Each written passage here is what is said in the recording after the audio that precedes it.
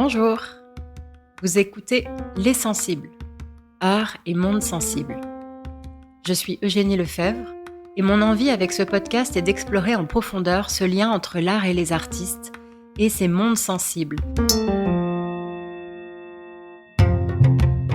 Où l'être, le vivant, le lien, le soin, la terre, le spirituel, l'univers sont convoqués. Pour cela, aller à la rencontre d'artistes, créatrices et créateurs de tous horizons, mais aussi curators, penseuses, penseurs, scientifiques, qui au fil des conversations, en écho les unes avec les autres, nous éclaireront progressivement sur les multiples manifestations de ce que l'on pourrait appeler cet art sensible. Bonne écoute!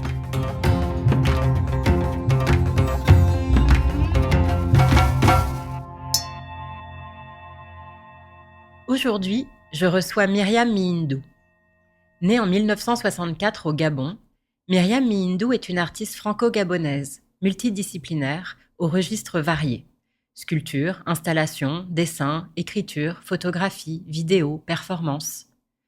Elle aborde des sujets liés notamment à l'identité, à la mémoire, au langage, au rituel, au vivant, à la condition féminine, à la spiritualité et à l'écologie. Sa pratique pourrait être qualifiée de curative autant que d'artistique. Voyageuse et nomade, l'artiste travaille en empathie physique avec des environnements, des situations et des personnes spécifiques, s'attachant à réparer les blessures individuelles et collectives causées par différentes formes d'assujettissement ou de domination. L'œuvre de Myriam Mihindou est profondément liée à cette philosophie du care, du soin, dans une approche de ce dernier qui est autant intime que collective.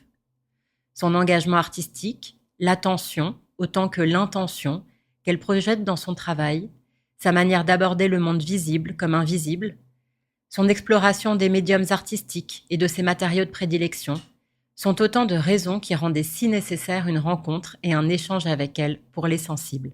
C'est un honneur de m'entretenir avec Myriam Mihindou aujourd'hui. Bonjour Myriam, merci beaucoup d'être avec moi. Bonjour. Alors, tu es franco-gabonaise, d'une mère française, normande, et d'un père gabonais, mais tu te considères également en partie égyptienne, marocaine, haïtienne, peut-être d'autres encore, tous ces pays dans lesquels tu as vécu et les cultures dont tu t'es imprégnée. Comment est-ce que tu vis ces différentes couches culturelles, ces multiples origines? Comment t'enrichissent-elles? Et comment les transmutes-tu, si je peux le dire comme ça, dans ton travail et dans tes œuvres? Depuis bien longtemps, j'ai compris que nous étions des strates, comme un terrain stratifié. C'est quelque chose qui me semble absolument naturel, déjà, je dirais, d'entrée. J'ai beaucoup voyagé, c'est vrai. J'ai vécu aussi dans un pays qu'on appelle le Gabon. Nous sommes à peu près 57, 54, 57 ethnies, donc ce sont des langues différentes. C'est un pays qui est pacifique, donc qui accueille, qui est hospitalier. Donc il y a de nombreux étrangers qui vivent dans ce pays et qui sont, je pense, gabonais. Hmm. Parce que à partir du moment où tu t'investis, à partir du moment où voilà, tu vis en immersion dans ce territoire-là, eh bien tu appartiens à ce territoire. Moi, j'ai vécu dans cette philosophie, voilà, dans cette mosaïque culturelle très large.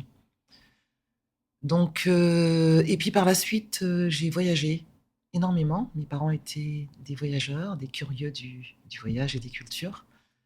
J'ai voyagé et ça a été une formation très jeune pour moi, le voyage, parce que, comme toute personne et comme tout enfant ou tout adolescent, finalement, avec l'âge, avec le temps, on finit par avoir des préjugés. Et ça commence assez jeune, finalement, les préjugés, parce que c'est un environnement. Et les voyages m'ont permis d'abattre justement pas mal d'assignations. Et ça s'est fait très jeune aussi également. Ça fait que finalement, pour moi, la culture, c'est un ensemble. Et c'est un ensemble qui serait comme une espèce de rhizome avec quantité de fils sur lesquels je peux tirer pour... c'est comme un abreuvoir, quoi. En fait, je viens tirer sur ces fils et je me laisse enseigner par ces différents réseaux, ces différents courants, ces différents échos. Voilà, c'est comme ça que je ressens en fait la culture, espèce de polysémie. C'est un champ polysémique.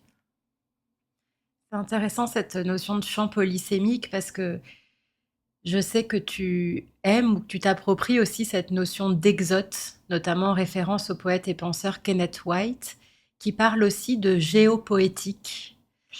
Comment est-ce que, comment est-ce que tu te relis à cette vision du monde? Comment est-ce que tu t'appropries? Que déjà, comment est-ce que tu définirais cette géopoétique et comment est-ce que ça fait écho dans ta personnalité peut-être et dans ton travail?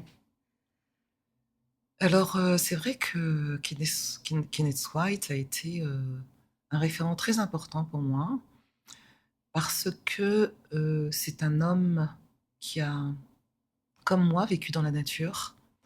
Comme moi, c'est un homme qui dialoguait avec les plantes, avec les oiseaux, avec, son environnement et très tôt, j'étais enfant d'ailleurs, j'avais besoin de d'occuper les lieux. J'avais besoin de ressentir les lieux, mais très profondément. Et j'avais toujours besoin donc de m'exiler. J'étais une enfant à la fois de groupe, mais aussi très solitaire, parce que j'étais fascinée par le vivant. Et c'est ce vivant qui m'a tout appris. Quand je dis le vivant, c'est la flaque, c'est la mer, c'est le nuage, c'est l'arbre, c'est le frémissement des feuilles, les têtards, les fourmis, les plantes aussi. Les plantes, parce que j'ai vécu dans un terreau, enfin, dans un territoire avec un patrimoine végétal très riche, avec des forêts primaires et des plantes vivantes, vivaces. Et c'est vrai que cet environnement, que ce soit sur terre ou sous l'eau, avec les raies mantas, même les requins, je me suis très tôt familiarisée à ce qu'on pourrait imaginer une nature hostile. Pour moi, elle n'a jamais été hostile. Elle n'a jamais été hostile, elle a toujours été une compagne.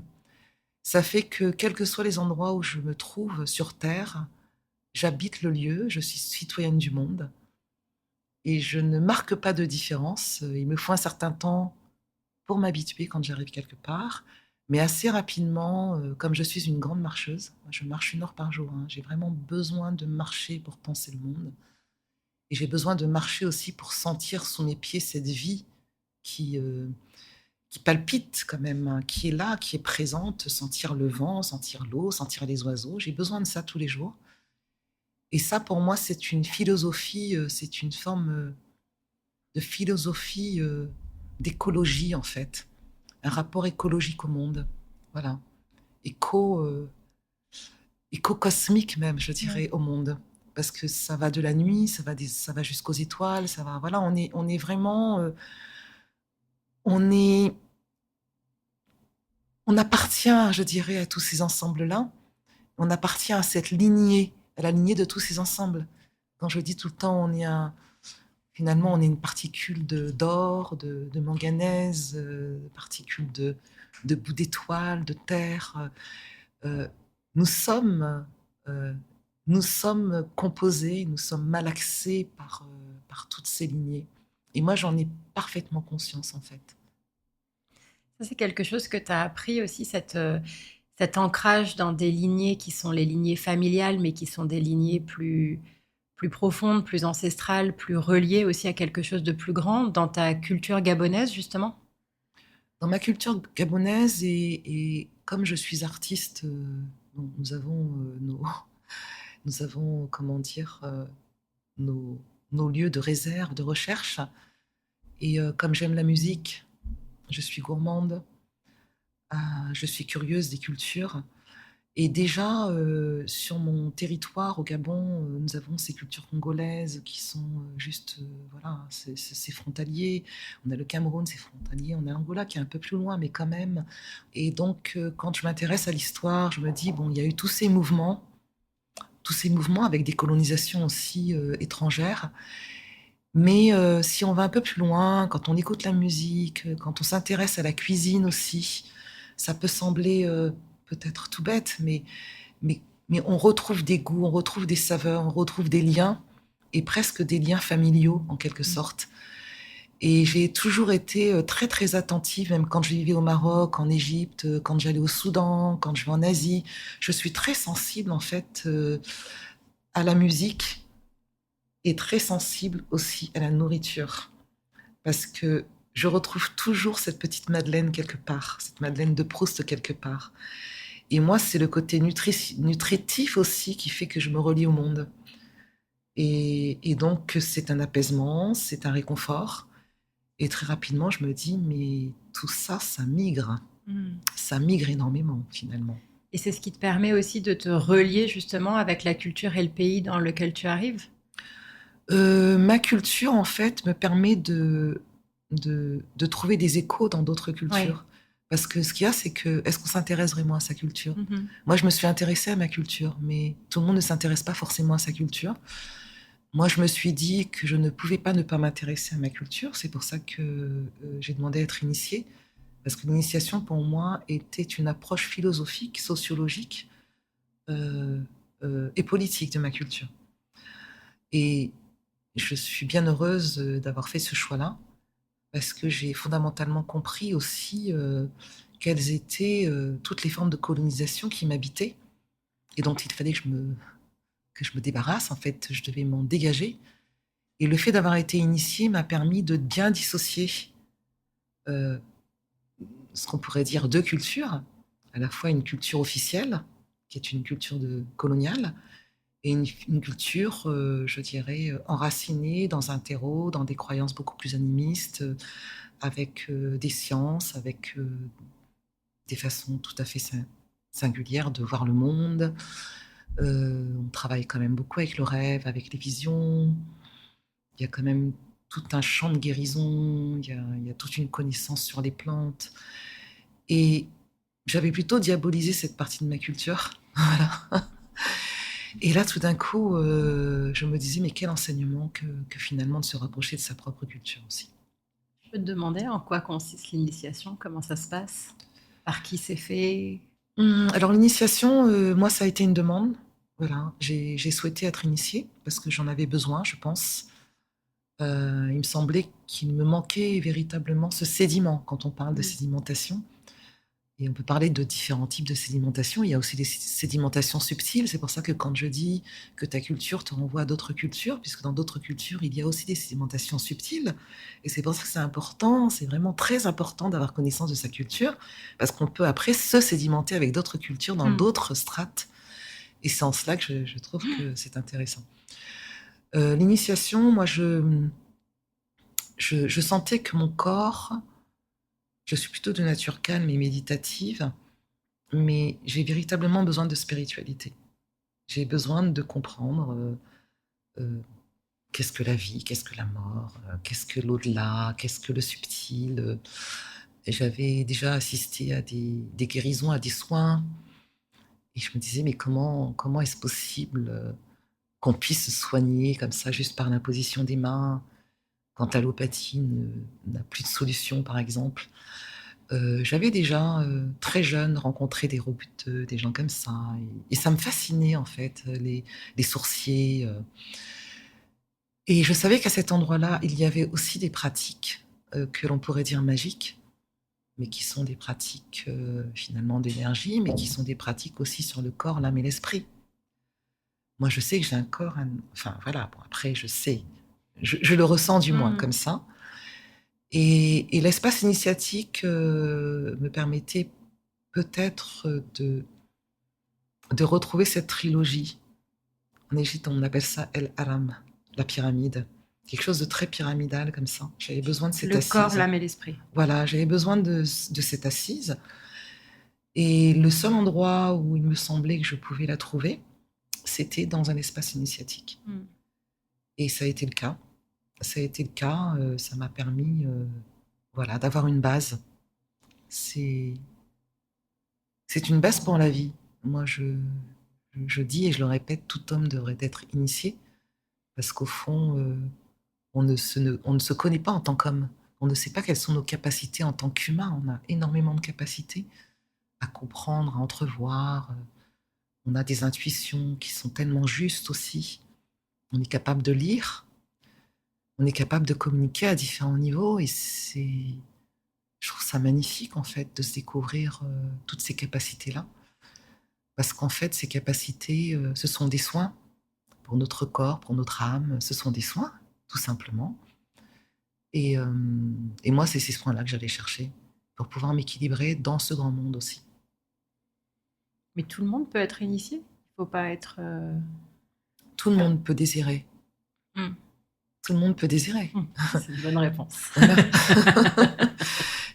On est bien là parce que l'initiation, c'est déjà le désir d'être initié. Et à partir du moment où on le désire, eh bien, on est déjà en mouvement. On est déjà sur la route. C'est pour ça que je disais, dans les aires initiatiques, on te demande d'aller chercher cet enfant que tu as laissé sur la route. Hmm. Ça, c'est déjà un premier travail. Parce qu'au fond, on a laissé des bouts de nous sur la route. Donc il faut aller déjà récupérer tous ces petits débris pour pouvoir recomposer un peu l'oubli, des formes d'amnésie et d'oubli. Et à partir du moment où on peut commencer à reconstituer quelques parties comme ça oubliées, c'est à ce moment-là qu'on va commencer à travailler. Alors, pour prendre un bout de la pyramide et démarrer par le corps, c'est vrai que le corps est très présent dans ton travail. Tes performances qui sont pensées et ressenties aussi, perçues comme des rituels, sont véritablement des moments de mise à l'épreuve de ton corps. Je sais ou je t'ai entendu, j'ai lu que tu parlais de tes performances comme des trans-performances et je suis intéressée d'aller creuser un peu cette notion-là. Tu marches sur du verre, tu recouvres ta peau d'aiguille, tu t'enveloppes de coton, tu manipules de la glace. Tu sembles à la fois accueillir des récits, des histoires, des souffrances et les transmuter au travers de ton propre corps ou de ceux des artistes que tu vas accompagner. Est-ce que tu peux nous parler de ce rapport au corps, de ce que tu appelles transperformance et de ce que je ressens moi comme une forme de transmutation de quelque chose de plus grand? Mm.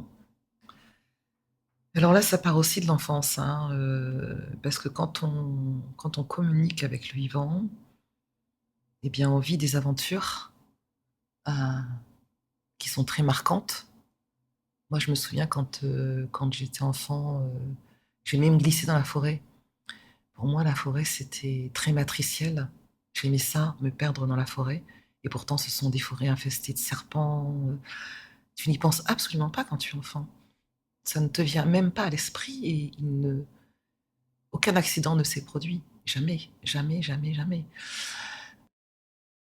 Et c'est vrai qu'enfant, comme j'allais souvent dans la forêt et que j'avais l'impression que je communiquais avec des plantes, j'aimais les plantes tellement. Je cueillais souvent des plantes, des orchidées qui étaient très très loin dans les forêts pour les offrir à ma mère. Et quand je tombais sur, on pourrait dire, un récif, quasiment un bosquet d'orchidées, c'était un enchantement pour moi. C'est que j'avais été très loin, c'est que j'avais été encore plus loin, parce qu'à chaque fois, il fallait aller de plus en plus loin. Et ce sont des plantes, elles sont tellement sauvages, elles sont tellement à l'essence même voilà, ce sont des plantes qui me font penser presque à des plantes de mer. Voilà, je ne sais pas si je suis sous l'eau ou si je suis dans la forêt. En fait, c'est deux univers pour moi qui sont très proches. Et je me souviens que je rêvais tout le temps, que je gravissais une montagne comme ça. Et au loin, je voyais une fleur très, très rouge, luminescente. Et à chaque fois que je m'approchais, elle reculait. Et Un ça, mirage. oui, comme un mirage, en fait. Et ça m'a marqué, ça, dans mon enfance, cette fleur que je n'arrivais jamais à cueillir. Mais en même temps, elle m'habitait, elle faisait partie de ma vie, cette fleur-là, parce que je refaisais ce rêve tout le temps, tout le temps, tout le temps. Et là, pour moi, c'est déjà des états de vision et de transe. On est déjà là, dans l'enfance, dans des états de transe. Et par la suite, quand j'ai eu à traverser des états émotionnels dans ma vie, eh bien, c'était peut-être une façon de me protéger. Cette hypersensibilité faisait que je rentrais dans un état qui était quasiment semblable à un état de transe, mais je pense que c'était vraiment une façon de me protéger. Et plus tard, lorsque je me suis retrouvée en école d'art et que De nouveau, je devais parler de mon travail. C'était vraiment très, très, très complexe pour moi. Et je rentrais dans ce qu'on pourrait dire un état de transe aussi. Et dans ces états de transe, j'étais d'une très, très grande lucidité. Alors que je ne me souvenais de rien. On me disait, mais tu étais d'une lucidité incroyable. Et je me disais, mais je ne me souviens de rien, en fait. Et ça m'a perturbée. Et je me suis dit, est-ce que je peux poursuivre un travail artistique si finalement la voix prend le pas sur le corps et s'il y a une telle dissociation, un tel dédoublement, comment vais-je poursuivre un travail artistique? Alors j'ai commencé à faire des performances et comme j'étais très très timide, je m'apercevais que mon corps prenait le relais sur ma timidité et il arrivait à dire ce que moi je n'étais pas en mesure d'exprimer dans un état normal en quelque sorte. Et j'ai trouvé aussi très intéressant ce décollement, cette prise en charge finalement du corps, là pour le coup, par rapport au fait que je sois totalement inhibée. Mmh. Alors, alors là aussi, dans des états performatifs, c'était tellement puissant que bah, du coup, je ne contrôlais plus rien non plus. Alors cette perte de contrôle ne m'intéressait pas et je me suis dit, tiens, j'ai vraiment besoin de performer, je sens cet appel de la performance, mais il faut que je puisse canaliser quand même ces états. Je ne peux pas continuer à travailler comme ça sans pouvoir canaliser et c'est pour ça que les premières épreuves, les premières vidéos s'appelaient FOL, mais F-O-L, parce que j'ai réalisé 2 FOL, F-O-2-L-E et F-O-L. Et je me disais, j'ai l'impression que, voilà, qu'on m'a coupé la tête et que finalement, je ne peux rien résoudre et je ne peux rien canaliser. Et j'ai décidé donc de travailler justement cet état comme une matière, la Mmh. larme comme une matière, la peur comme une matière. Et à partir du moment où j'ai fait un peu l'état des lieux de ce qui me paralysait et de la prise en charge finalement de cette paralysie, eh bien, c'est à ce moment-là, en fait, que ça a déclenché véritablement des transes. Et là, je passais donc, je veux dire, ça a été très graduel, hein, et puis là, graduellement, je passais à un autre niveau finalement d'expérience, parce que là, je rentrais en transe. Mais je ne voulais pas que la transe prenne le dessus Ouais. également. Et là, de nouveau, j'ai refait un travail où il s'agissait pour moi de canaliser la transe jusqu'à ce qu'elle fasse l'objet d'un corps, d'un récit, et qu'elle puisse s'équilibrer avec mon corps, avec aussi ce qu'on pourrait appeler la déraison. J'aime bien aussi dans l'idée d'une performance, je me prépare énormément. Je fais des jeûnes, je prépare mon corps, je me nourris d'une certaine manière, j'ai besoin de silence, j'ai besoin vraiment de silence abyssal même, je dirais, hein, puisque je peux dormir pendant 2-3 jours quand je me prépare pour une performance. Et quand j'arrive, il faut que mon corps soit comme un grand vent, que j'ai une espèce de grand vent dans mon, dans mon corps, comme un paysage en fait. Parce que quand j'entre en performance, c'est comme si j'entrais dans une ère qui serait une sorte de grand paysage. Et dans ce grand paysage, je vais opérer, je vais travailler. Et ce travail va faire l'objet d'un récit. Mais comme je me suis préparée en amont, alors je suis capable d'accueillir ce récit. Et ce récit, quand j'entre en performance, donc en transperformance, eh bien, il est déclenché à partir du moment où j'entre en performance, ça se déclenche. Alors, c'est vrai que je ne suis plus moi-même parce que je suis portée par cette énergie, mais en même temps, comme je me suis préparée en amont, eh bien, elle vient s'inscrire de façon très intéressante pour moi dans le corps au moment où je performe. Et ça, je le sens très bien. À partir du moment où elle s'installe et que je sais qu'elle est là, je suis pleinement confiante et je laisse travailler la transperformance. C'est incroyable parce que ça fait un écho total là, en t'écoutant avec ce que tu racontais sur l'initiation et sur ce triangle corps, âme, esprit. En fait, c'est aussi ce réalignement presque que tu apprends à canaliser aussi. Mais quand tu dis je ne suis presque plus moi-même, en fait, tu n'es plus toi au sens raison ou raisonner, mais en fait, tu te connectes à d'autres formes de toi. Enfin, pour moi, c'est un peu le prolongement des initiations dont tu parlais tout à l'heure. Est-ce que ça fait sens quand je dis ça? Oui, ça fait sens. Ce que je peux dire aussi, c'est que finalement, je pense que quand on est en trans-performance, on est dans un état médiumique un peu. Mm. Je deviens une sorte de médium, une sorte de vecteur. Mm. Et quand tu dis revenir à soi, je pense que je suis profondément comme ça. C'est quelque chose que j'ai toujours éloigné ou distancié, parce que c'est vrai que quand on est médium, en fait, on l'est depuis enfant, et on le sait très bien. Mm. Mais, mais après, quand on rentre dans le monde des adultes, soit on a un encadrement qui nous permet de comprendre ce que ça signifie en quelque sorte, soit on l'a pas. Moi, je l'exprimais pas vraiment, donc c'était difficile pour moi de le nommer. Mais voilà, à force de travail, même dans mon travail, quand je fais un travail de dessin, je vois. Mm. Et, et ce que j'ai écrit est là. Et j'ai été souvent surprise d'ailleurs d'avoir cette capacité à pouvoir anticiper en fait sur des choses, en tout cas à pouvoir les décrypter. C'est une capacité à pouvoir décrypter. Alors ça, j'ai toujours été surprise par ça, mais en même temps, j'ai toujours gardé une certaine discrétion par rapport à ça.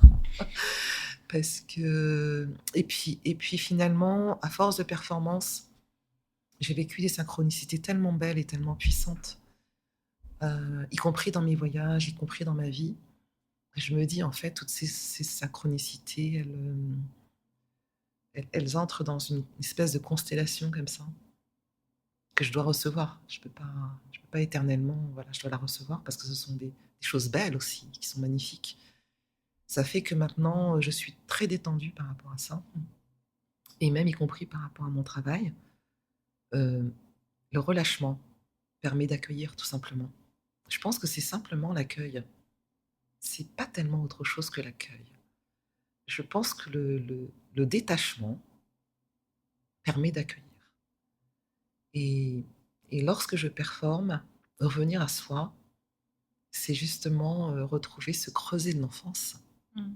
quelque part, euh, dans le corps de l'adulte, donc avec une expérience forte de l'adulte. Et je pense que cette combinaison, justement, elle est très hospitalière. Elle va avec. Elle, c'est une longue promenade, mais dans une sorte d'intemporalité comme ça. On n'est plus dans un temps social, on est dans un autre temps. Et cet autre temps permet très tranquillement de resserrer la base de la pyramide.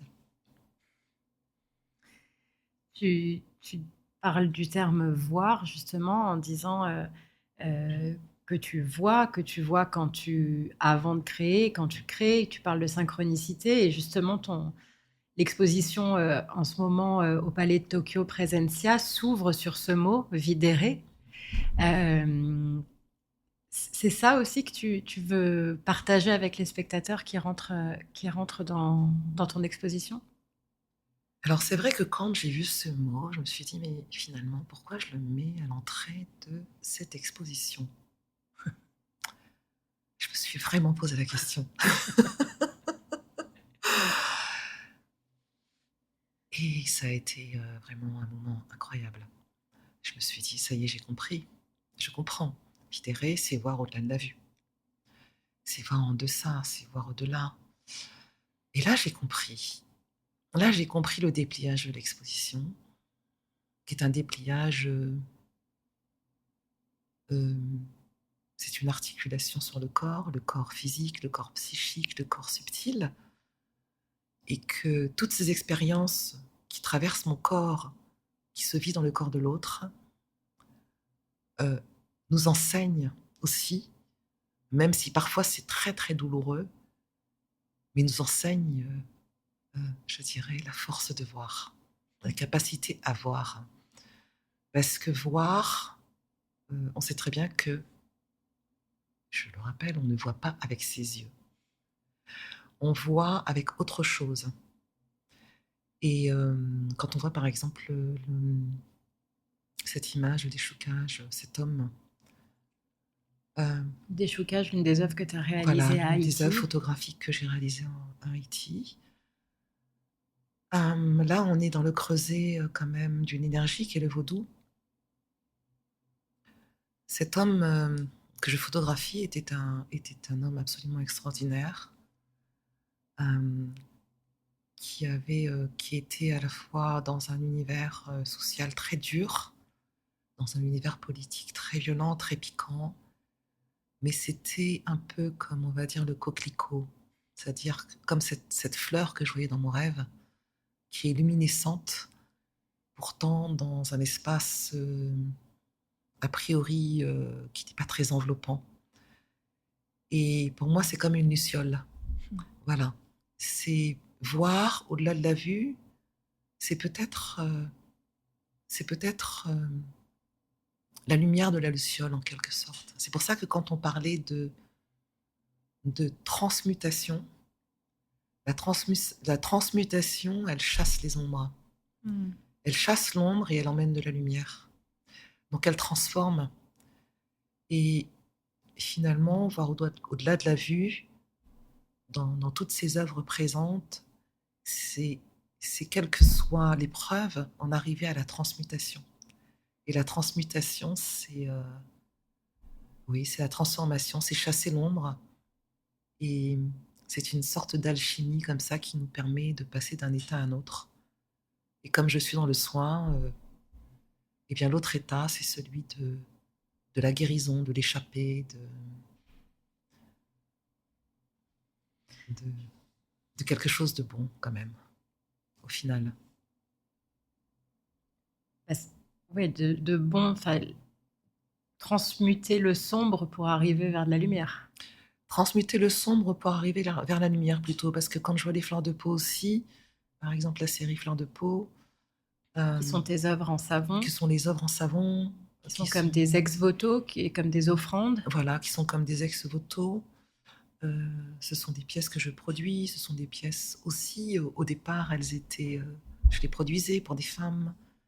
Elles les ont polies avec leur corps aussi, au départ, c'était ça. C'est des savons que tu donnais? Je les sculptais, je les donnais. Je donnais 2 savons. Elles en avaient un pour elles et un qu'elles devaient utiliser. Et elles me rapportaient ce savon quand elles considéraient qu'elles étaient aussi laminées qu'un galet quelque part. En fait, voilà. Donc elles me restituaient leur peau finalement. Et ça me touchait énormément parce qu'on est là aussi dans le soin, on est là aussi dans quelque chose qui vient purifier, qui vient laver. Et c'était très important de laver dans le principe de l'ex-voto. C'est une pièce qui est très douce, qui est très délicate et qui est très violente en même temps.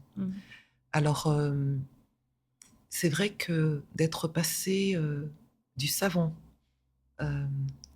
au raku, c'était aussi un choix technique qui participait, je dirais, d'un geste de guérison, puisque le raku, la cuisson du raku chauffe à plus de 1000 degrés, donc là on est vraiment dans l'incandescence, c'est la lave, c'est le volcan. Et quand on arrive à de tels degrés, pour moi, eh bien de nouveau, ça promet une renaissance en quelque sorte, ça vient laver. Donc j'ai vraiment lavé jusqu'au plus chaud, jusqu'au plus bouillant, je dirais. Et parce que tu viens allier dans ces ex-voto de fleurs de peau à la fois ces ex-voto, ces amulettes presque en savon et des pièces en raku, donc cette technique japonaise de céramique avec ses cuissons immenses. Et oui, en fait, il y a une fragilité et en même temps une puissance et une force très importante qui se dégage. Il y a certains savons qui sont aussi plantés d'aiguilles. Oui, l'aiguille. L'aiguille. L'aiguille que l'on retrouve beaucoup dans ton travail. On retrouve beaucoup dans mon travail. Que l'on retrouve dans tes patrons, parce que tu ne colles pas les pièces, tu viens les assembler en les aiguillant, qu'on retrouve dans tes langues secouées. où elles sont très présentes, où elles sont aussi entourées de fils, où elles peuvent dessiner d'ailleurs des motifs, des figures, des arbres, des louves avec les fils. C'est quoi ces aiguilles qu'on retrouve un peu partout? Eh bien, c'est dans ce dépliage que j'ai que j'ai pu en faire le constat C'était parce l'une des que strates. bah, je le voyais pas tant que ça, en fait.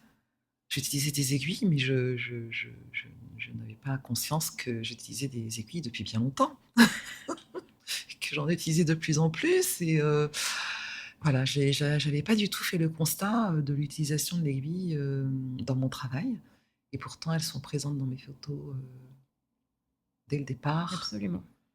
J'ai une amie, qui collectionnait les œuvres que je jetais, dans la poubelle, quand j'étais en école d'art, et qui m'a rappelé que déjà à cette époque-là, je travaillais avec des aiguilles. Je disais: «C'est incroyable, ça vient vraiment de très, très, très loin». C'est vrai que là, la série des patrons, par exemple, ouais, je commençais à travailler avec des aiguilles parce que je déteste coller. Je déteste la colle. Je n'aime pas quelque chose. J'aime le pli, plier, déplier. J'aime les raccords comme ça, juste avec des plis. J'aime des choses qui sont à la fois éphémères, comme des esquisses finalement, des choses où on pourrait se dire, c'est là, c'est définitivement proposé, mais elles seraient plus comme des matrices en fait, des choses en C'est pas devenir. irrévocable. C'est pas irrévocable. Ce qu'il y a, c'est que l'idée de la matrice m'intéresse. C'est comme si chaque dessin était une petite matrice.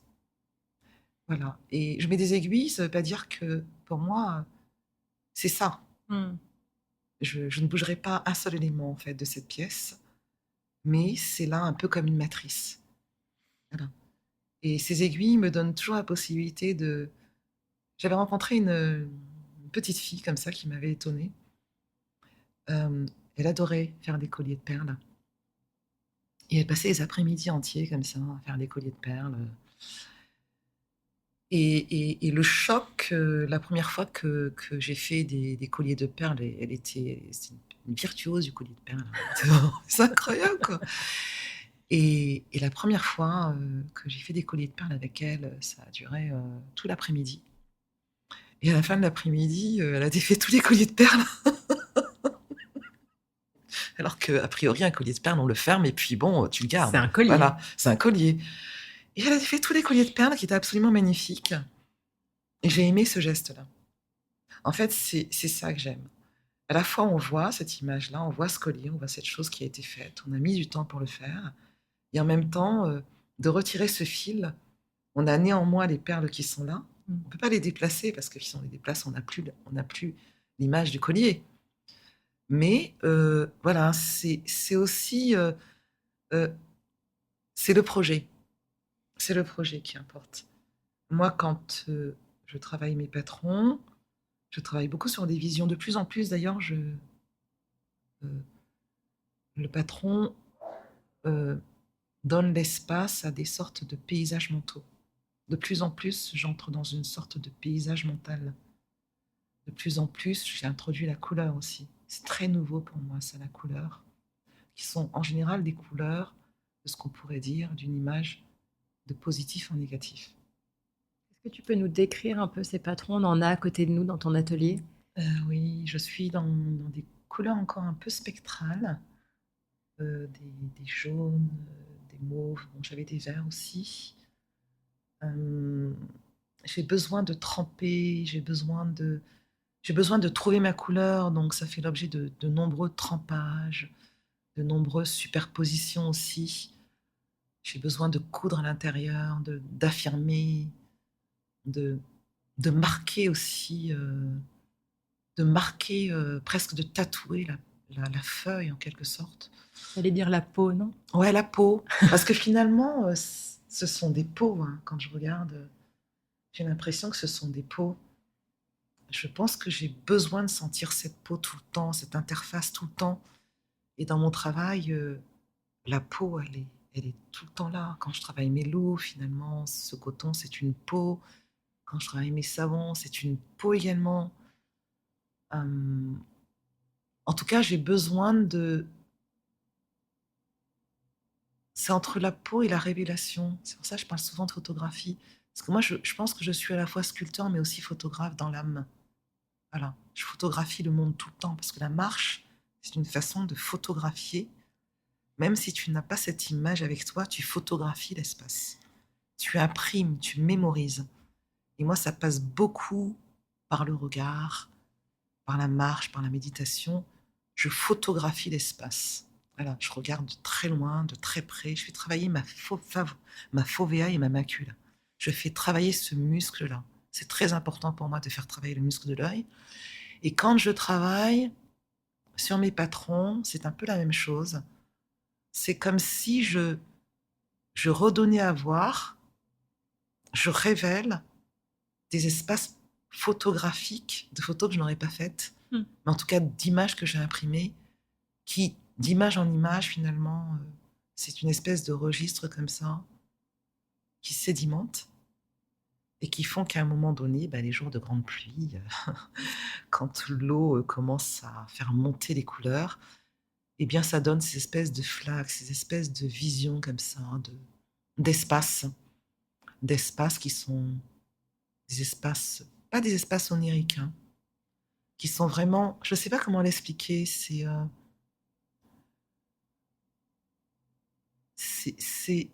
comme de l'humus. C'est comme, je ne sais pas comment l'expliquer.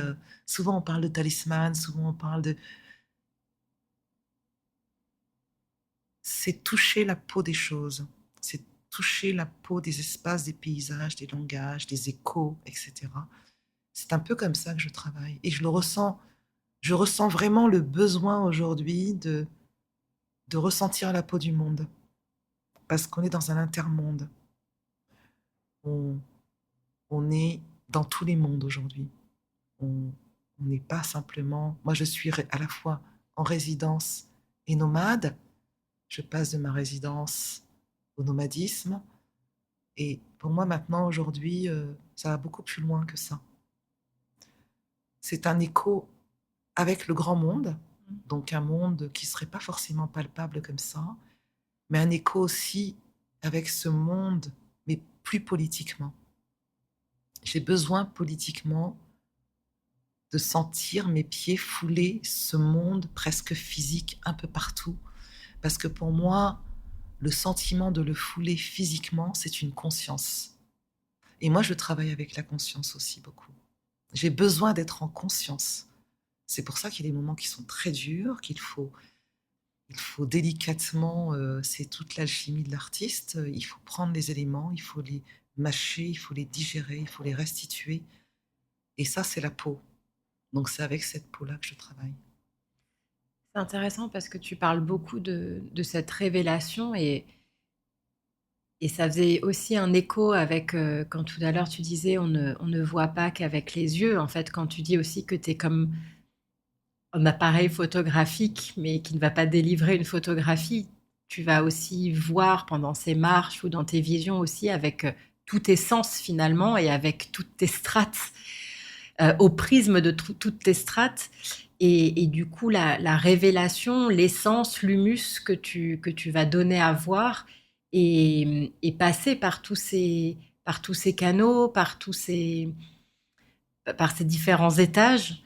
Euh, et en même temps, donc, la révélation, pour moi, c'est quelque chose qui arriverait de manière, ce que tu disais, comme une sédimentation, comme une révélation photographique. Quand on met le papier dans le bain, bah, progressivement, ça se révèle.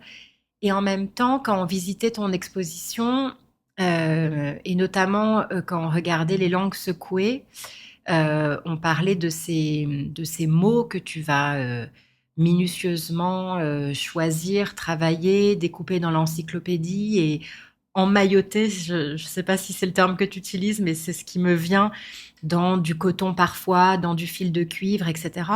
Et tu me disais, j'agis. Et en fait, cette notion d'action, le fait d'agir, est aussi très présent, même dans tes patrons, dans tes ex-voto, dans Fleur de Peau, dans les mots que tu vas venir créer, sculpter avec du cuivre. dans cette œuvre incroyable avec les fourchettes autour des pièces de céramique, ces terres crues, etc., que tu présentes au Palais de Tokyo. Euh, Il y a un dialogue en fait un peu permanent entre à la fois la révélation, le laisser faire, tu parlais tout à l'heure du laisser faire, du laisser agir, et l'action. Comment est-ce que ça s'articule? Comment est-ce que tu dialogues, tu jongles avec ça? Alors c'est vrai que j'agis, euh, et j'agis. Déjà, je suis performeuse, c'est vrai. Et quand tu performes, tu agis. Mm. Mais vraiment, tu agis. C'est-à-dire que tu es dans un total relâchement pour laisser s'animer ce qui doit s'animer, en Mm. quelque sorte. Et comme tu le laisses s'animer, eh bien, ça s'anime dans les autres corps. Voilà, c'est un mouvement, déjà. C'est un mouvement qui s'opère. Et après, dans mon travail, oui, j'agis. J'agis parce que je vois, parce que j'espère, parce que je clarifie, j'amène de la clarté. Et comme je travaille sur la possibilité à amener de la clarté dans quelque chose qui serait vraiment euh, du ressenti, de l'intuition, euh, du projet, de la vision, euh, je n'aime pas le désespoir s'installer dans mon travail, en réalité. Je lui accorde une place, mais je ne le laisse pas s'installer. Euh, je suis toujours en discussion avec lui. Mm. J'ai besoin de le... Comment pourrait-on dire? En négociation avec Voilà, lui? voilà. J'ai besoin de négocier avec lui tout le temps. De négocier avec lui tout le temps et de lui dire, écoute, est-ce que tu peux m'accorder le temps d'un travail et je reviens vers toi. Bouge pas. Voilà, ne bouge pas, je reviens vers toi. Je reviens vers toi. Et le je reviens vers toi est un temps où je vais énormément travailler. Parce que je n'aime pas le désespoir. Euh, alors, je vais énormément travailler. Il me fait énormément travailler, ce désespoir. Et j'arrive avec parfois des perles comme ça. Mm. Je lui dis, voilà, qu'est-ce que tu penses de ça? Et donc, c'est le temps des négociations. Et je pense que dans mon travail, je suis dans un espace de négociation. Vraiment, un espace de négociation où j'ai besoin de trouver le mot qui tient d'équilibre euh, dans cette négociation, mais pas seulement d'équilibre, mais aussi de points d'articulation. C'est une articulation, parce qu'évidemment, je n'ai pas la réponse. Mais je peux au moins avoir la question, mais je n'ai pas la réponse. Mais je peux aussi proposer des articulations et d'autres imaginaires, d'autres façons d'aller peut-être, non pas contourner, mais nourrir, nourrir le projet. Alors, je n'aime pas la mélancolie dans mon travail, et pourtant je l'ai parfois. Là, c'est pareil. Ça fait l'objet d'une grande conversation. Mm. C'est peut-être ça la transmutation aussi, quelque part. Mais c'est pas que de la transmutation. C'est que je me dis, il y a toujours un espace, il y a toujours un endroit euh, qui me... Il y a toujours une petite fissure quelque part qui va me permettre de respirer et de prendre la lumière. Et c'est cette petite fissure-là que je vais chercher. Je peux aller la chercher très profondément, mais tant que je ne l'ai pas trouvée, je ne peux pas travailler, tout simplement. Donc ça peut durer très longtemps, hein. Parfois, la fissure, je veux dire, je la cherche toute la journée, hein. Mais quand j'ai trouvé le mot, quand j'ai trouvé cet équilibre dans le dessin, quand j'ai trouvé de ces fils qui se tendent de l'un à l'autre, etc., cette espèce de cartographie sensorielle, qui est une cartographie mentale, qui est une sorte de travail mnémotechnique, en quelque sorte, une fois que j'ai réussi à créer des liens, c'est comme des réseaux, en fait. mais je suis absolument apaisée. Et c'est cet apaisement qui vient clôturer le dessin. Mais cet apaisement, c'est pas, euh, comment dire, ce n'est pas de, c'est pas une espèce de réjouissance. C'est pas cet apaisement, c'est une forme de résilience, mais en même temps, j'ai l'impression que je soigne quelque chose. Je soigne à cet endroit-là, je soigne. C'est-à-dire que là, il y a un son qui s'opère. C'est comme un écho. C'est comme quand tu parles comme ça. Je l'ai trouvé l'écho d'ailleurs quand j'ai fait ma performance, quand j'ai préparé la performance Rebreathing, Oui. réinspiration. Que tu as Avec les, réalisé au voilà, Palais de Tokyo justement, quand on a début travaillé dans le novembre dôme, 2024. alors les performeurs me disaient qu'est-ce que tu fais? J'ai dit je cherche l'écho. Je cherche l'écho. Et j'ai trouvé l'écho. Et c'était merveilleux pour moi de trouver l'écho. C'est comme le point d'or. J'ai dit j'ai trouvé l'écho. Et quand je travaille, quand je dessine, euh, j'ai besoin de cet écho. Je ne sais pas quelle est la nature de cet écho, peu importe, mais j'ai besoin de cet écho. Et cet écho, c'est le point d'équilibre du dessin. C'est intéressant parce que ce qu'on ne peut pas voir en écoutant, euh, parce qu'on voit plus largement qu'avec les yeux, c'est que tu fais un signe aussi comme si tu faisais des points d'acupuncture quand tu parles de trouver cet écho. Et c'est vachement joli parce qu'il y a... C'est ça aussi l'acupuncteur, il vient chercher une énergie, un endroit de nœud dans le corps qui ne laisse plus passer une énergie, il vient réouvrir des canaux. Et c'est très joli parce que je trouve que c'est ce qu'on ressent dans ton travail et c'est ce que je ressens à nouveau en t'écoutant. Il y a quelque chose du va-et-vient entre l'intime et le collectif. Je me suis notée en t'écoutant acupuncture du monde. Alors de manière tout aussi humble et bienveillante que la personne que tu es, mais il y a vraiment quelque chose comme ça de soin du monde, euh, de toujours d'une forme de zoom et de dézoom dans tes œuvres, dans la manière dont tu abordes un sujet, dont tu révèles quelque chose entre quelque chose de très intime qui passe déjà par toi, par ton corps, par tes corps, par ton esprit, par ton âme, euh, mais qui en même temps fait justement un écho avec le monde entier, avec des problématiques beaucoup plus larges, avec peut-être des souffrances plus larges aussi. Ou à l'inverse, tu vas aller accueillir des souffrances plus larges, plus sociales, plus sociétales, etc. Et tu vas les faire passer au prisme de ton intimité, de ton corps, pour les transmuter, les révéler différemment. Et voilà, je trouve que cette acupuncture du monde voilà, que j'ai spontanément notée en t'écoutant est très importante en fait dans tout ton travail. Et puis on retrouve évidemment à nouveau l'aiguille parce qu'on aime bien avoir un fil directeur. Oui, cette fameuse aiguille qui vient saisir, qui vient saisir les rapports, en fait. Elle est toujours là pour, comme tu dis, euh, elle construit aussi. Mais pour moi, les aiguilles, c'est autant de points de liaison, finalement. Ce sont des points de liaison. Il y a très longtemps, je travaillais sur les cartographies des îles Marshall. Et dans ces cartographies, du moins, elles étaient très sommaires, mais tu savais où se situait l'île aux oiseaux, tu savais où se situait tel récif, et c'était signalé par des choses très simples, une plume, un caillou, pas grand-chose, mais la lecture était tout à fait possible. Et je pense que quand je dessine, c'est un peu comme ça. J'ai...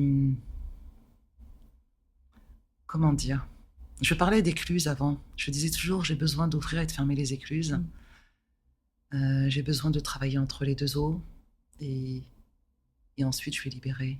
Je vais ouvrir l'écluse. Mais on peut l'ouvrir plus ou moins. On peut gérer aussi son écluse. Et la notion d'écluse m'intéressait beaucoup. Comment à un moment donné, tu confines, après tu relâches. Et tu vois, au fur et à mesure, tu apprends aussi à gérer ces différents rapports. Et je pense qu'entre l'intime et le collectif, c'est un peu ça. Euh, Mon intime propre, à proprement parler, ne m'a jamais intéressée. Je trouvais très, très impudique et très violent et très difficile de parler de l'intime quand j'ai commencé à travailler. Je n'avais pas le choix que de parler de l'intime parce que je savais que cet intime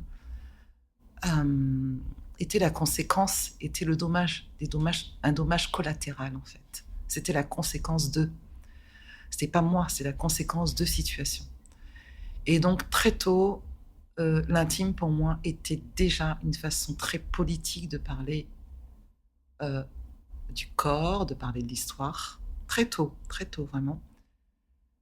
Et à chaque fois on me disait mais quand même, c'est très intime. Et ça me dérangeait parce que quand on me disait que c'était très intime, j'avais peur qu'on pense que ce soit une forme de narcissisme, ce que je ressentais absolument pas puisque je souffrais. Donc c'était pas ça du tout. Après, je suis rentrée dans le corps un peu du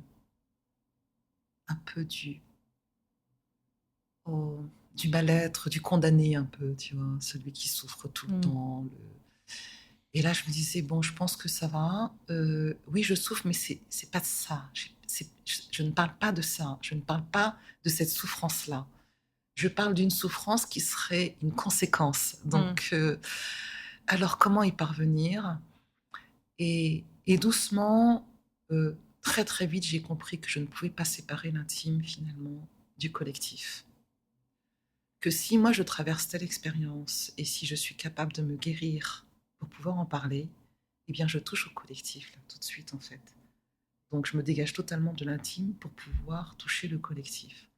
Et si je parviens à me soigner comme ça, eh bien euh, plus je me soignerai et plus j'aurai la capacité à pouvoir m'émanciper et à regagner surtout ce collectif que j'ai perdu.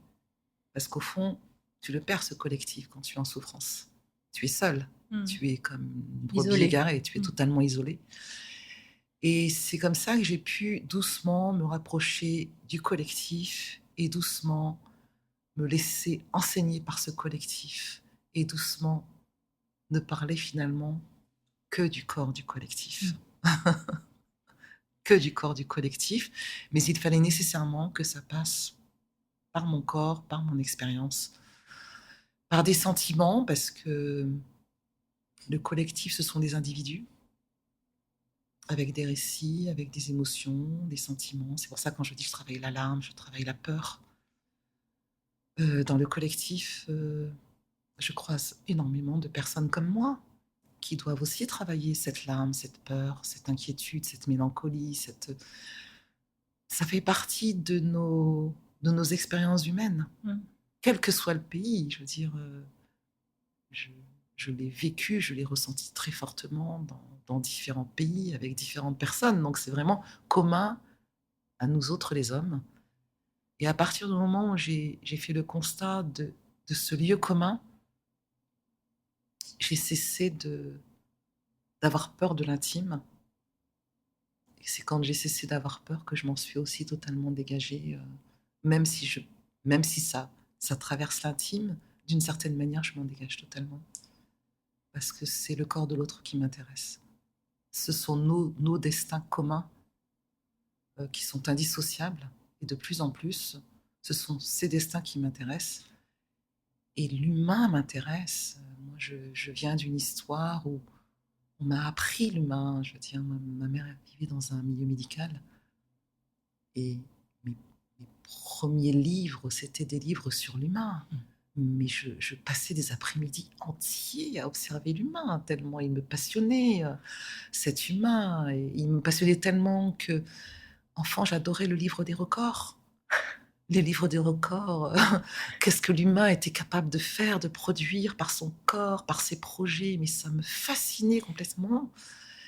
Et puis petit à petit, je me suis dégagée de ça, mais j'ai toujours autant de fascination pour l'humain, finalement. Et beaucoup de messages aussi, parce qu'il y a aussi, on en parlait tout à l'heure, une notion forte de résistance dans ton œuvre, de résistance aussi à des oppressions collectives, à des états collectifs. à des états aussi de peur, pas forcément des états de souffrance, des états d'ahurissement ou de collectif. Et on a parlé de la performance tout à l'heure que Rebreathing, où tu as invité tes performeuses et performeurs à travailler avec la bulle d'air d'un niveau qui faisait écho pour moi à l'œuvre que tu présentais au sein de l'exposition, que tu présentes au sein de l'exposition AR Bulla, où on voit toutes ces petites bulles d'air en verre soufflé. Euh, ces bulles d'air, cette bulle d'air, qu'est-ce que tu as envie de raconter au travers d'elle? Cette bulle d'air. Alors en amont, j'avais travaillé avec Guillaume Desanges. Il m'avait invité en Belgique, à la fondation Hermès, À la verrière? à la Verrière, voilà. Et déjà à l'époque, je me disais, on a vraiment besoin de respirer. On a été enfermés assez longtemps. On a presque perdu, on pourrait dire, un lien social. On se supporte plus vraiment. Depuis le confinement. Après le confinement, je pense qu'on était assez traumatisés finalement. On ne se rend pas compte, mais on ne parle pas de traumatisme, mais je pense qu'on a été traumatisés parce que pendant longtemps, on ne pouvait pas se toucher, on ne pouvait pas vraiment se parler. Parler était presque dangereux, parler c'était tuer, se rapprocher, toucher c'était tuer, donc c'était quand même très compliqué. Et mine de rien, je pense qu'on a été assez traumatisés. Donc on s'est un peu éloignés les uns les autres, les groupes se sont un peu éclatés, on a dû redéfinir des relations avec d'autres personnes, etc. Donc ça a quand même agi sur nos relations sociales. Et, euh, et en même temps, on avait besoin de paix, de silence, et que quasiment l'incarnation du corps de l'autre, la présence du corps de l'autre, devenait presque insupportable. C'était trop incarné, trop vivant. Donc c'était quand même récent, on n'avait jamais vécu ça. C'est sûr. À chaque fois, non, j'ai besoin de passer le week-end sur la Ouais. montagne, j'ai besoin de me retrouver seule. Donc de moins en moins le désir de se retrouver avec des groupes d'amis, etc. Et c'était assez généralisé. Et puis, il y a eu l'autre phase où là, on s'est dit, mais c'est pas possible, en fait, nous avons besoin quand même de recréer des réseaux, des espaces, de revenir comme avant. Il faut qu'on revienne, il faut que ça revienne comme avant. Enfin, bon. Et là, on avait beaucoup de difficultés parce qu'on était impacté finalement. Et donc, quand on m'a demandé d'exposer à la Verrière, j'étais très consciente de ce délitement. Et donc, j'ai réalisé une série d'œuvres, sculptures molles, remplies de sable. Et c'était des œuvres sur lesquelles le public pouvait s'allonger, se détendre, prendre le temps et de nouveau amorcer de nouvelles relations, un peu de tendresse, un peu de détachement. Et ça a été très efficace puisque, contrairement à ce qu'on pouvait imaginer, les gens s'allongeaient énormément sur les pièces, ils pouvaient passer énormément de temps à prendre l'espace. Et puis c'était très corporel, très ergonomique, donc on était bien aussi sur... Et la position aussi verticale, horizontale Horizontale. plutôt la position horizontale des corps nous ramenait tous au même endroit, en fait. Ce même endroit que, à un endroit comme ça, où on peut dire que cette horizontalité, elle relie, elle rassemble et elle ôte toute autorité. On n'est plus dans un rapport d'autorité quand on est dans l'horizontalité. Et là, ça a engagé la conversation, ça a engagé de nouveau le projet, la projection, le projet. Ça a été très efficace et les corps étaient fatigués, ils avaient besoin de se reposer, ils avaient besoin qu'on prenne soin d'eux. Donc ça a été une pièce très physique comme ça, amenée dans l'espace. Et tu voyais les gens et on te voyait. Alors tu étais à la fois acteur et à la fois tu observais cette chose-là. Donc pour moi c'est important cette image que je donne d'être à la fois l'acteur et d'être à la fois celui qu'on regarde. Je suis très consciente de ces enjeux quand je mets en place un dispositif, prendre soin de l'autre, c'est aussi le voir, et c'est aussi toi-même expérimenter justement ce bien-être et de laisser la place à l'autre et de le voir quand il est là. Voilà. Donc ça, pour moi, ça a été très opérant. Ça fait que par la suite, de plus en plus, la place du public est importante. La place du public, elle est centrale finalement. Parce que je vis dans un espace social, on a été impacté à un moment donné euh, dans nos relations. Nous avons des outils aussi qui nous impactent, qui nous volent ce temps, qui nous volent cet espace intime. Donc on a de moins en moins d'intimité dans le groupe, finalement, puisque cet outil qu'on utilise tout le temps nous vole cette intimité en permanence. Et donc, quand on est artiste, la question qui se pose, c'est comment va-t-on faire pour se retrouver? Et dans un endroit qui serait bon pour nous, qui pourrait nous faire du bien ensemble. Parce que si ça nous fait du bien ensemble, eh bien, on pourra se parler, on pourra de nouveau envisager, on pourra de nouveau désirer, en fait. Cette question du désir aussi, du désir à la fois d'être ensemble et du désir d'imaginer des projets ensemble.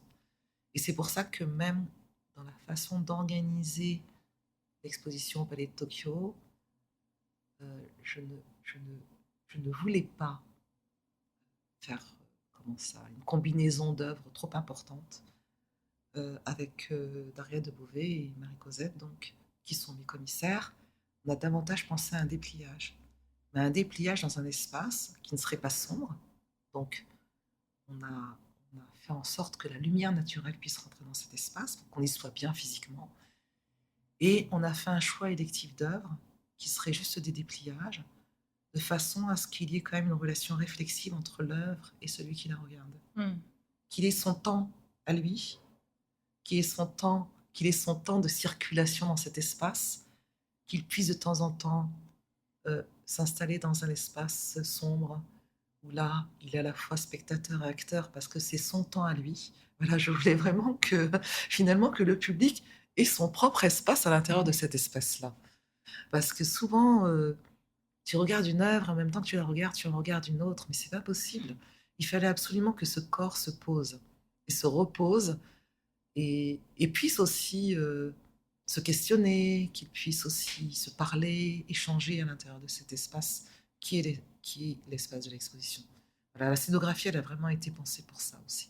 Et c'est ça, ces bulles d'air que tu offres aux spectateurs, en fait. Et voilà, ce sont aussi ces bulles d'air que j'offre aux spectateurs, c'est-à-dire qu'il entre, il est dans son espace à lui. Même si ce sont mes œuvres, mais c'est son espace. C'est son espace. Il peut l'habiter comme il le souhaite, avec sa temporalité à lui, avec sa marche, parce que c'est aussi un espace de la marche. Je propose aussi une circulation, une marche, finalement, parce que la manière dont ça a été pensé, on entre, on peut aller sur les côtés, on tourne autour des tables, on marche, on regarde. On a ce couloir aussi où on s'engage, on découvre un autre espace dans lequel on va devoir marcher. Voilà, le corps est appelé, le corps est acteur dans cet espace-là pour moi. Voilà. Je voulais que le corps soit acteur parce que quand on présente des œuvres dans le noir, on n'est plus acteur. On n'est pas acteur de la même façon. Je ne sais pas comment dire. C'est comme si quelque chose se resserre autour du corps, se resserre autour de nous, puisqu'on n'a plus de perspective. On a des perspectives imposées par une lumière, imposées, mais on ne fait plus travailler cette fovea et macula qui pour moi est un muscle du cerveau qui va chercher les informations, qui a cette liberté de prendre, de laisser, d'aller chercher l'infiniment petit, l'infiniment grand, etc. C'est un grand paysage dans lequel on entre. Et c'est un grand paysage mental y compris. Et ça, pour moi, c'est un corps, et ça, c'est la bulle. Parce que entrer dans un paysage mental, c'est la bulle aussi. Parce que de façon réflexive, tu regardes l'œuvre, tu entres dans ton propre récit, tu reprojettes dans l'œuvre, voilà. Tu travailles, tu oxygènes ta bulle aussi, quelque part. Sans compter que la bulle, dans le monde animal, c'est aussi un acte de résistance. Puisque, comme je te disais tout à l'heure, le lézard constitue une bulle quand il est en danger, qui est une bulle aussi pure qu'un diamant. Elle est d'une beauté. Moi, j'ai beaucoup travaillé sur les larmes, donc j'aime j'aime beaucoup aussi, je dirais la qualité des eaux, puisque la larme, selon ce que l'on vit, elle a des vertus très particulières et ces bulles aussi et la bulle du lézard lui permet d'échapper aux prédateurs et de se protéger pendant plus d'une demi-heure sous l'eau et cette bulle, on la retrouve dans le vivant. Elle est absolument indispensable puisque c'est une bulle d'équilibre et c'est une bulle aussi, de santé, parce qu'il faut penser à la santé dans mon travail, je pense beaucoup à la santé et hem et j'offre cette bulle de santé aussi, Mmh. aux visiteurs. Qu'ils se reposent la question de sa propre bulle. Où se situe ta propre Mmh. bulle? C'est peut-être bien de se poser cette question-là. Oui, je pense que c'est une belle question. Pas facile à répondre. Elle fait son chemin, Ouais, ouais. elle fait son chemin. En tout cas, je la propose, je l'attends, Herbula, je tends cette Herbula et je lui propose ce sas, espèce de sas comme ça, de promenade dans un espace très très ouvert. Et en même temps, je l'invite. Alors comme je l'invite, enfin, je dirais que je l'invite de mon point de vue de façon hospitalière. Mmh. Et c'est cette hospitalité, je l'espère, qui lui permettra de trouver sa bulle, ou en tout cas de se laisser porter par sa bulle. Et cet Voilà. aérbula, tu l'écris aussi en très très grand, en fil de cuivre.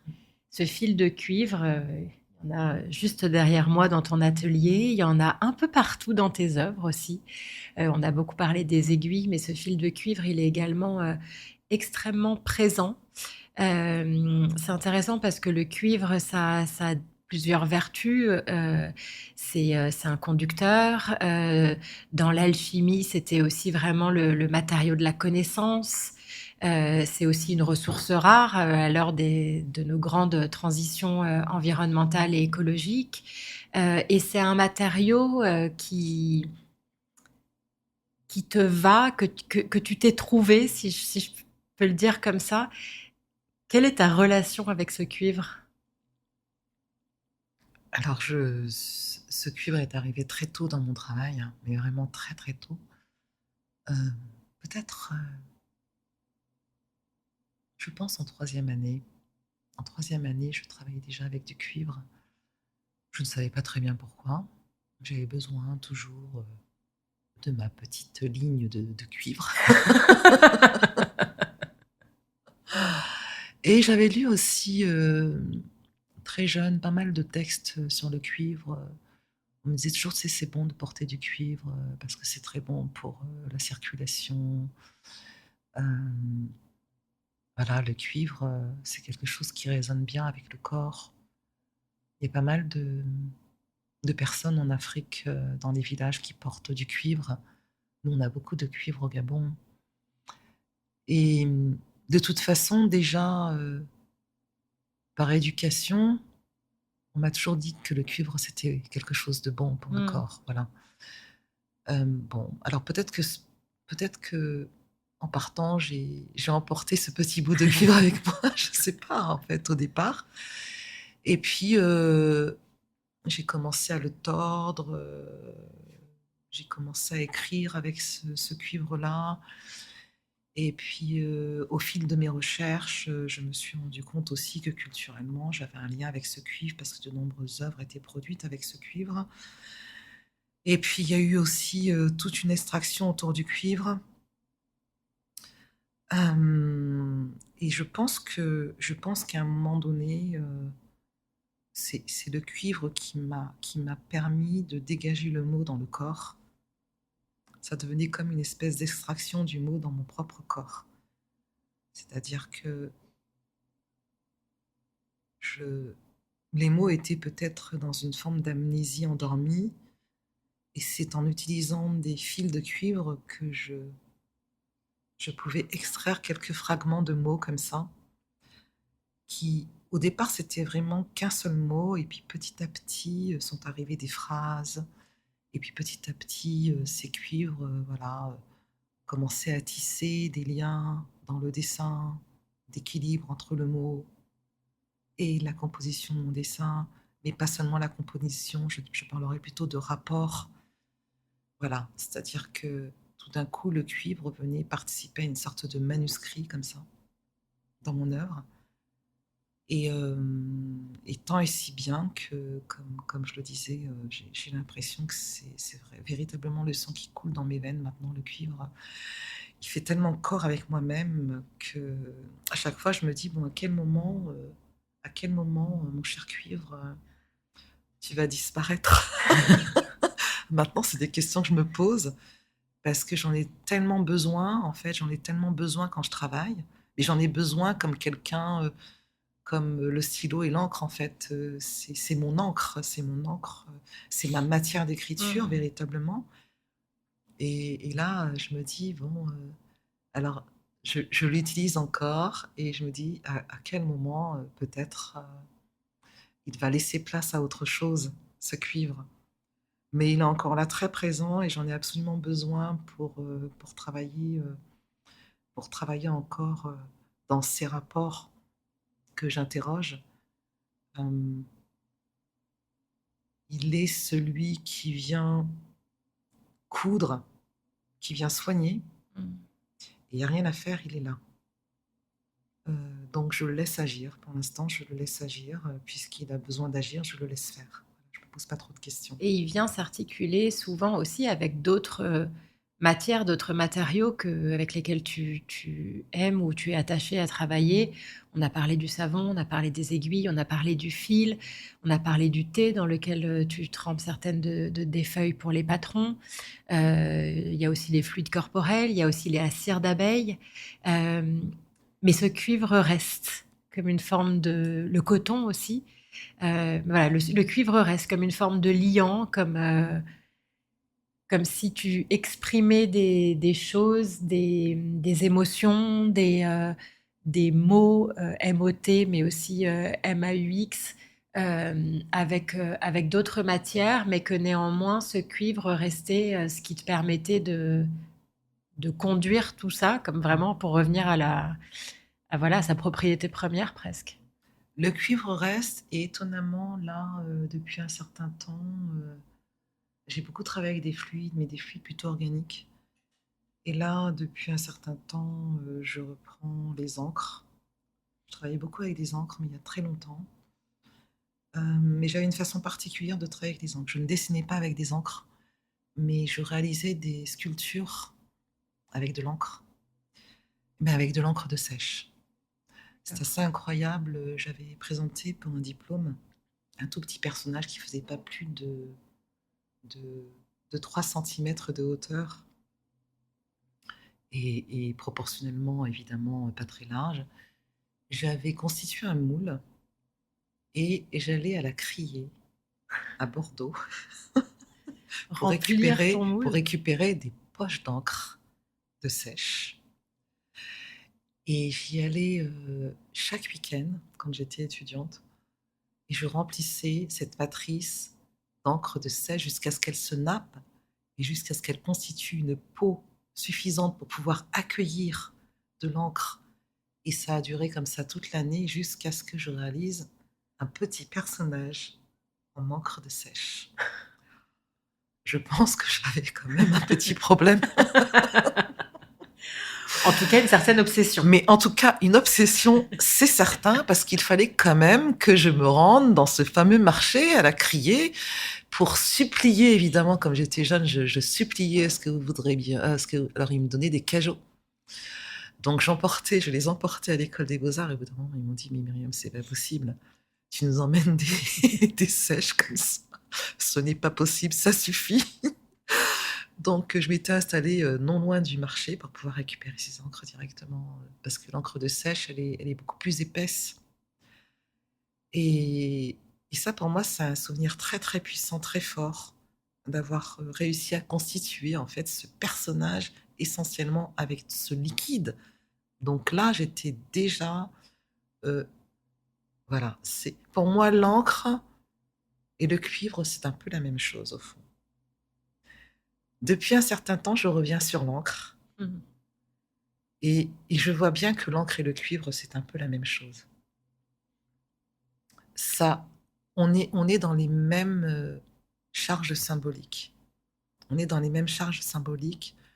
Pour moi, l'encre, c'est le corps, c'est le corps de l'œuvre, mais c'est l'écriture aussi. C'est ce qui vient signifier. Donc, c'est très proche du cuivre dans ce sens-là. Euh, j'ai mis beaucoup de temps avant de revenir sur cette encre-là, parce que je travaillais aussi, j'ai en amont beaucoup travaillé avec du carbone, avec des reports au carbone. Voilà. L'encre, le cuivre, le carbone, ce sont des registres qui pour moi sonnent très très juste dans l'écriture de mon travail. Alors, il faut attendre encore un peu. Je pense que dans les prochains mois, j'ai une résidence aux États-Unis là bientôt. J'ai une résidence de dessin de 2 mois à New York. Et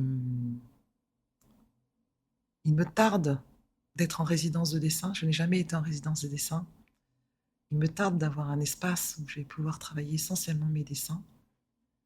Et c'est à cet endroit-là que je pense que je vais vraiment travailler cette trilogie-là de l'encre, du carbone et du cuivre, en fait. Parce que mon écriture, elle se tient dans ces 3 lieux-là. On a hâte de voir ce que ça va donner. Mm. Oui, on verra, on verra. Mais toujours dans le principe du patron, toujours dans le principe de l'esquisse quand même. Parce que je crois que je ne peux pas concevoir ce qu'on pourrait appeler une forme finie. C'est un fossile pour moi. Ça Ça doit être en va. mouvement. Il faut que ce soit en mouvement.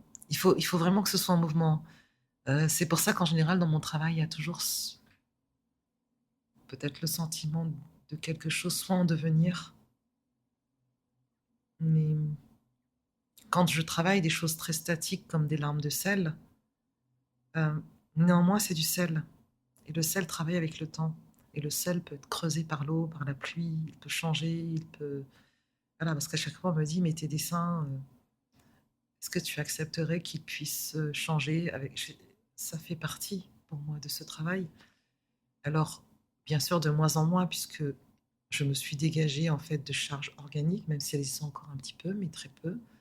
Je suis beaucoup plus sur l'encre parce que je veux... Parce que l'encre, c'est organique d'une certaine manière.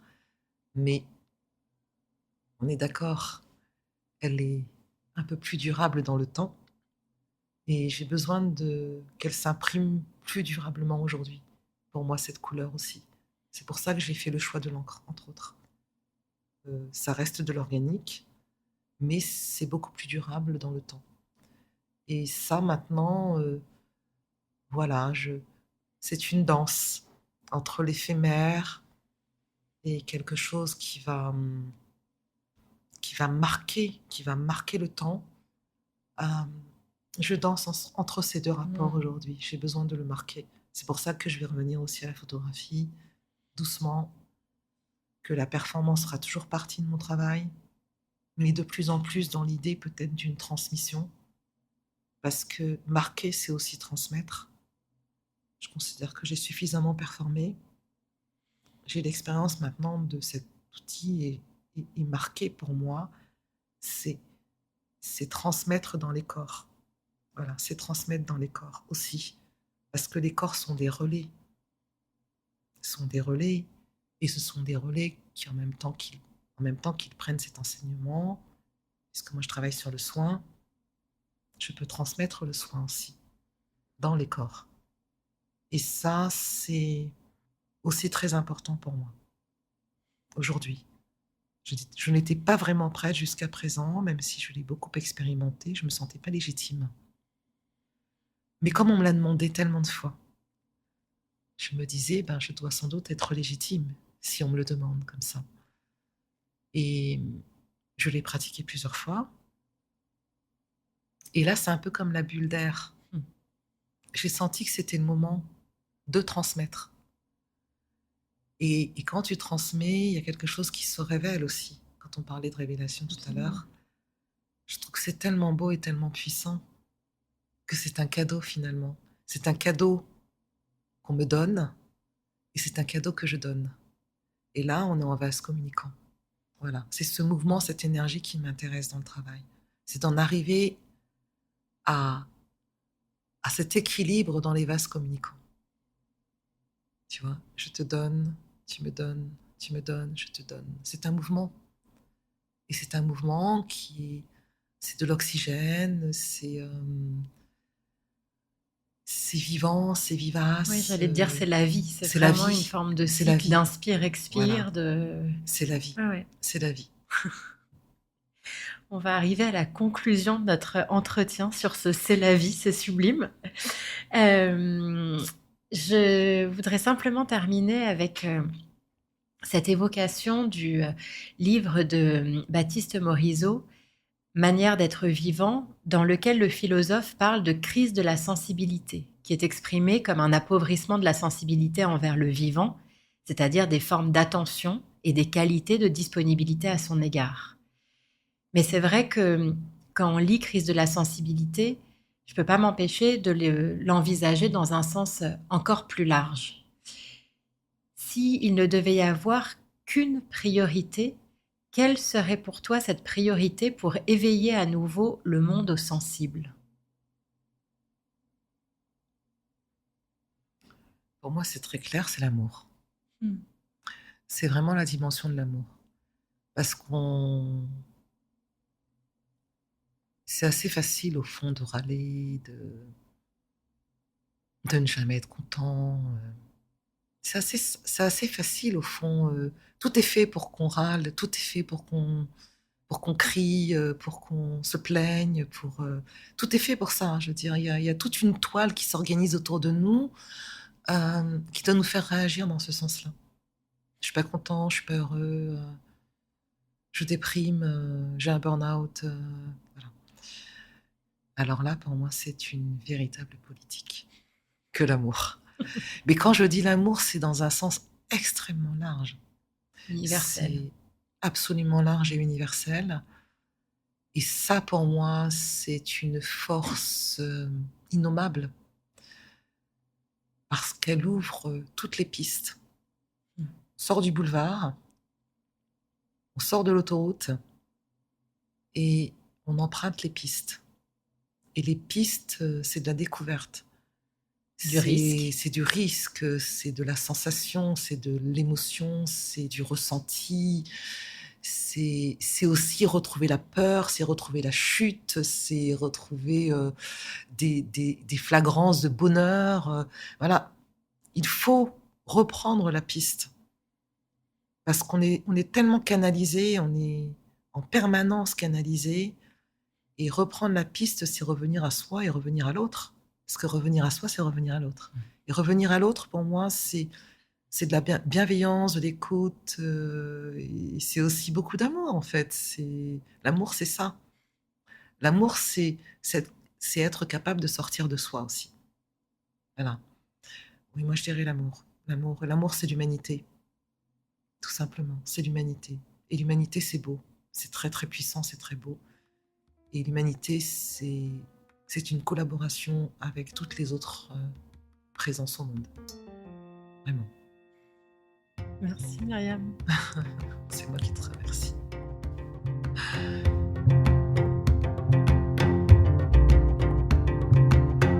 Merci d'avoir écouté Les Sensibles, Art et Monde Sensible.